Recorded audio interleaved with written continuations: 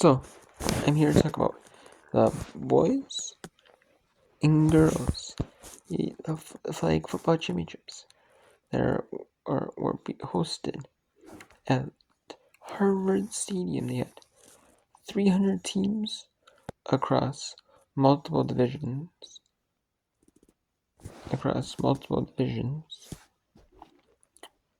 They had 17U boys, 13U boys, 17U girls, 7U boys. They had 11U boys, 12U boys, 10U girls. They had 8U boys, and they also have some 6U boys and some younger, like a 13U girls team for flag football. So, and they only show the championships of the New England Flag Football League. It's a summer showdown. Basically, like a summer showcase. It's a summer showdown, and they had an ESPN Plus. And I'm here to talk about that.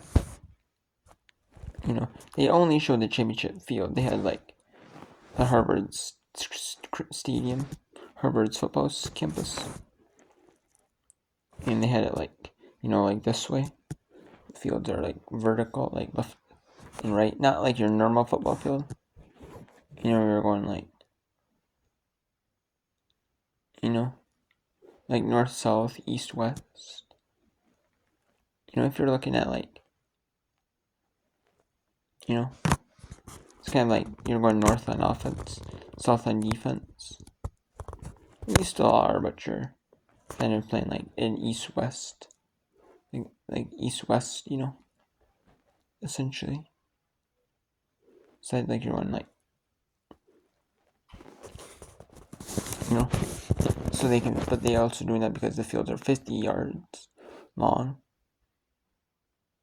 and they have 50 yards long and so many yards wide in the football field, like for the college field, in high school and like NFL football, it's all the same. So they have it like in this they fit multiple fields on the game because they play so many games, and then they play a quarterfinals, semifinals, and a championship game, and then they also have it to where you play unlike they had other fields going on, so like they would play like their tournament games, like the other divisions, like that you're not seeing on camera. Like 8U boys, they'll have theirs. Like maybe 12U boys or the 10U, like the 11U boys, 12U boys, championships going on. The 8U boys, the semifinals were going on at that time.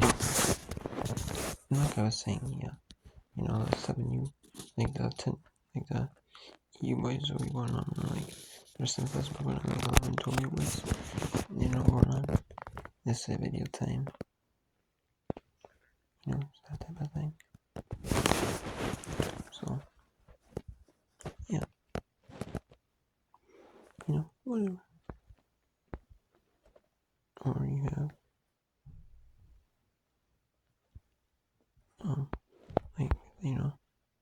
and then you have like the 17 girls.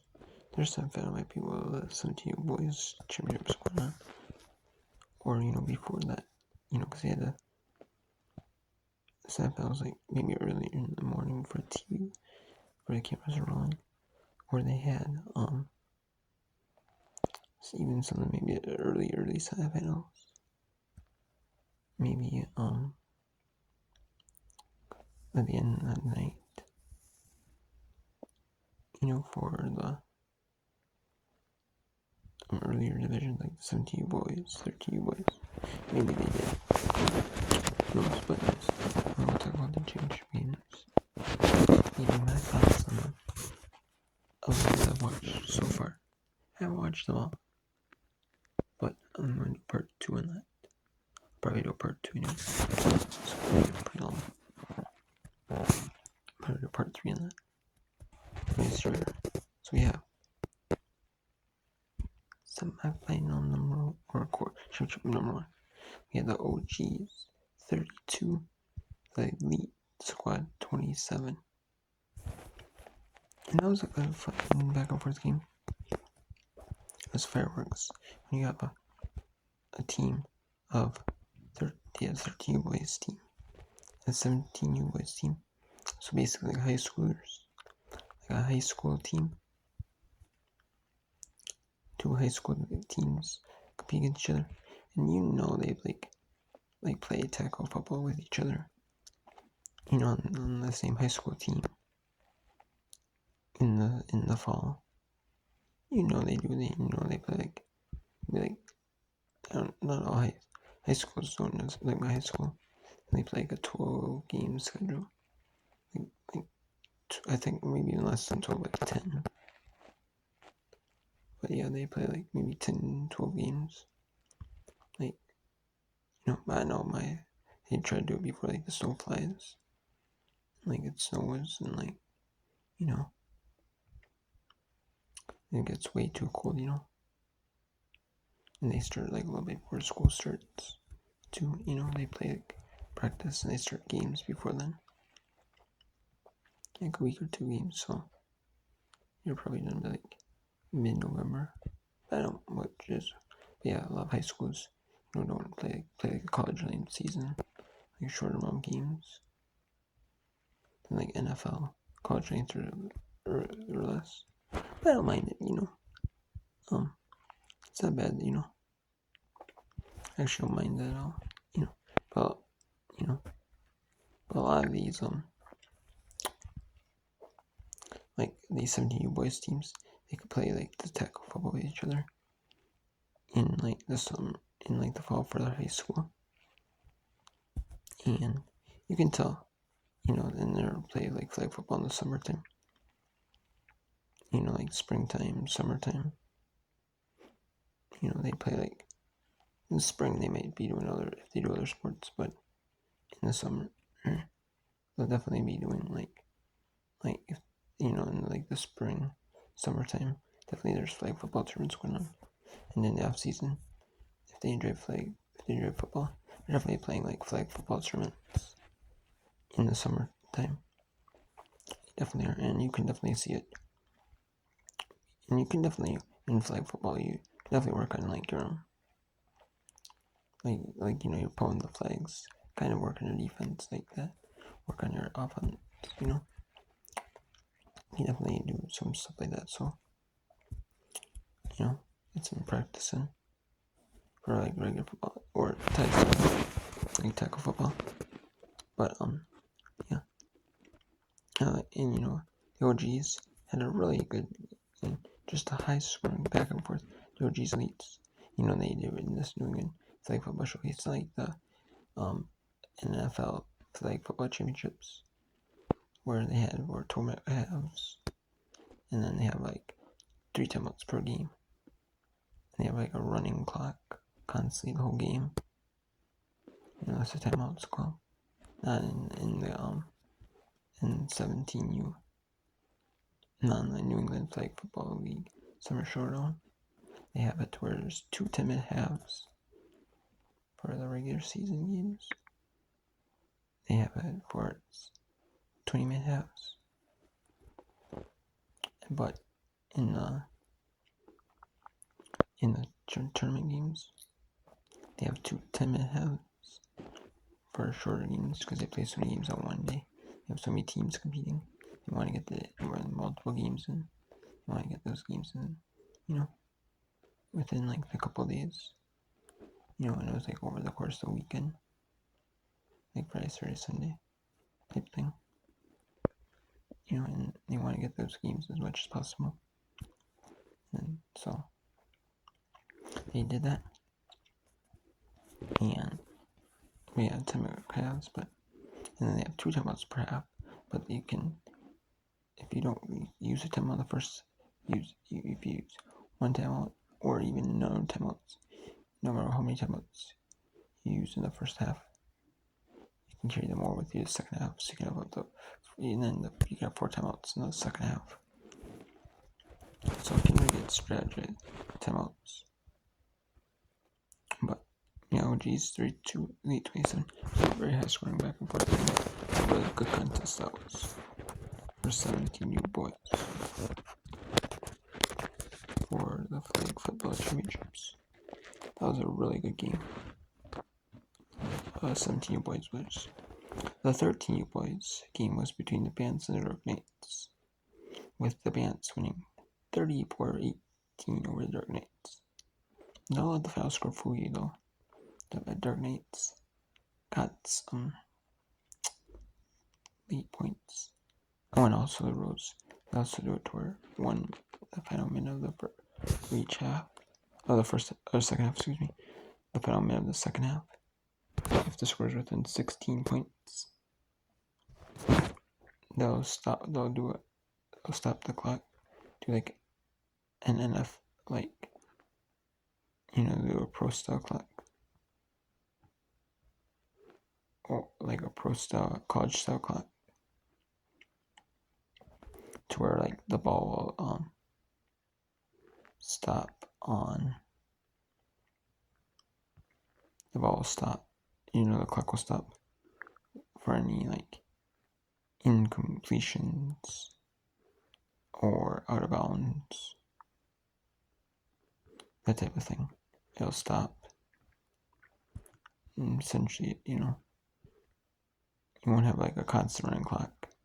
It'll only go like, like the conversions, like there's conversions. Again, in NFL or college, it doesn't go on like conversions, but like this, a conversion is like a regular play. You have to do like the 2-point conversion, like you used to in like tackle football.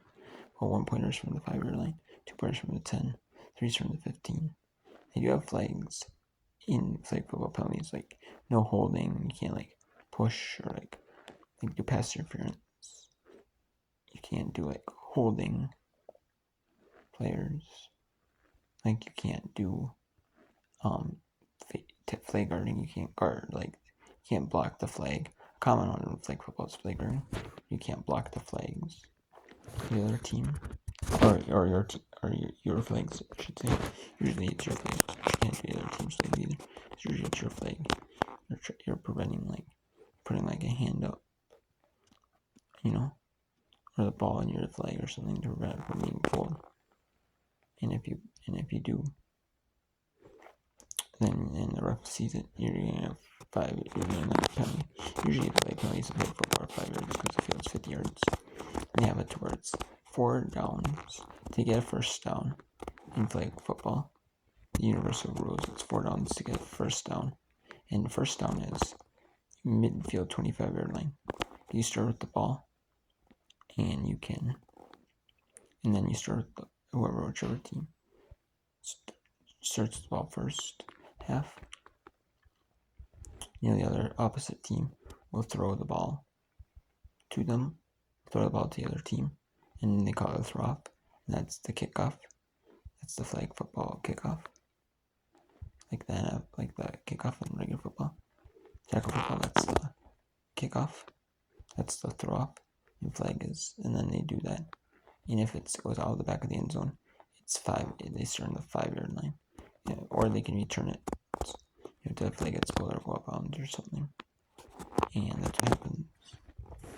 And if it's a touchback, it will be on the 5-yard line, which basically means it goes out of the back of the end zone of play. Otherwise, even if it's in the end zone, you can't return or what. And then 4 downs get to midfield, which is 25 yards of the field. And then you have some more downs. You have the same amount of downs, 4 downs, to get to the touchdown, score touchdown. And if you don't, it's turnover and downs. You can punt.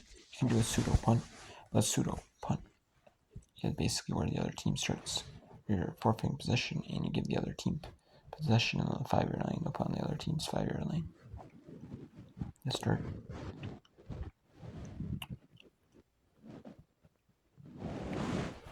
And yeah, and the girl in the flag football championships I was watching, in front of that felt it's 3 downs after midfield. It's 4 downs in this one, but they have a little modified version.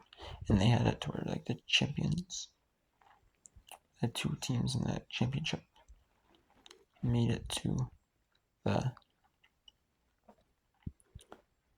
AAU Junior Olympic qualifiers. So it was like an Olympic qualifying event for that it was the Junior Olympics, which is basically Junior Olympics as anyone, which is basically under 18 Olympics.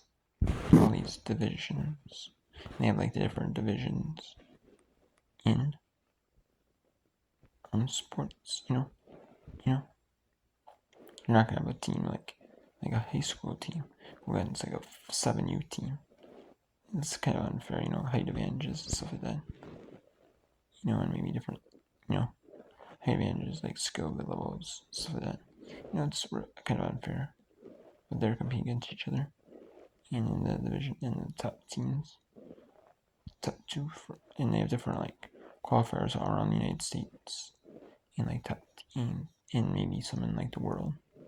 They all compete for the junior championships. They're all in when they're gonna go to like Iowa. I think it's like Des Moines, Iowa. I want to say. And then the winner gets after they go to compete at Disney World at the Wide World of Sports complex that ESPN has. ESPN's Wide World of Sports complex. That they are like certain sporting events from, or host like different events from there, and they're having, and the winner gets half their bid. They get 50% paid in ticket to Disneyland. So however much it costs them, they get 50% of that paid, which is awesome. They have to fork all of it out of pocket, which is awesome. Especially for like these solo travel teams. They're a lot of it just like they're driving and their parents are taking them to games, or if they're under like don't have a driver's license yet, the parents are taking them to games, or the parents are taking them to games, or they're carpooling with other parents. Now the parents are probably there with the kids. They're watching like the games. There are kids playing all this stuff, so it's cool, Or some of them might be carpooling with other parents. Like they make big carpools with parents and kids and all this stuff. So yeah, I like it. It's cool. And they get half their bid paid. And it's awesome.